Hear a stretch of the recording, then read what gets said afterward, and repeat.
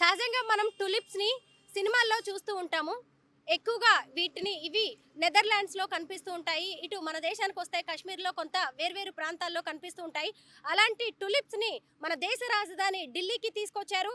New Delhi municipal corporation ఇక్కడ tulip festival ని నిర్వహిస్తుంది. ఈ ఫెస్టివల్ ని చూడడానికి చాలా మంది ఎక్కడెక్కడి నుంచో తరలి వస్తున్నారు. స్కూల్ పిల్లల్ని అయితే ఎక్స్కర్షన్ కి కూడా తీసుకొస్తున్నారు.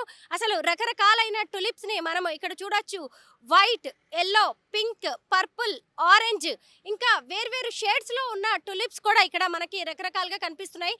మార్నింగ్ 10 o'clock నుంచి ఈవినింగ్ 6 o'clock వరకు ఈ టులిప్ ఫెస్టివల్ అనేది జరుగుతుంది. I just love these festivals of tulip, which is organized by New Delhi. I am a botanist, so I just love this festival. Whenever this festival is organized, I always come here and click pictures of tulips here. I feel so amazed.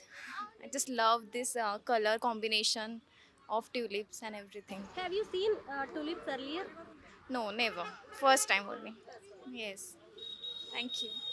Totally a new experience for me, as she told me that it is happening in Delhi, in Chanakyapuri, and you should once come and experience this thing. And this type of event should happen in our country and promoting our culture at the same time. It's pretty environment friendly here, so I really support this type of event, and thank you for you guys coming and featuring all this thing. So yeah, it's good. Thank you. ఇది ఎక్కడ జరుగుతుందంటే చాణక్యపురి అనే ఏరియాలో. ఇక్కడ అన్ని అంబసీస్ ఉంటాయంటే వివిధ దేశాలకు సంబంధించిన రాయబార్య కార్యాలయాలు ఉండే ప్రాంతం. ఇక్కడ టులిప్ ఫెస్టివల్ అనేది జరుగుతుంది. ఈ టులిప్ ఫెస్టివల్ ఏడాదిలో ఒక్కసారి మాత్రమే జరుగుతుంది. నెదర్లాండ్స్ నుంచి దాదాపు 2 లక్షల టులిప్ ప్లాంట్స్ ని తీసుకొచ్చేసి ఈ చాణక్యపురితో పాటు వివిధ ప్రాంతాల్లో నాటారు. ముఖ్యంగా శాంతిపథ్లో దాదాపు 80,000 ఈ టులిప్ మొక్కల్ని నాటారు.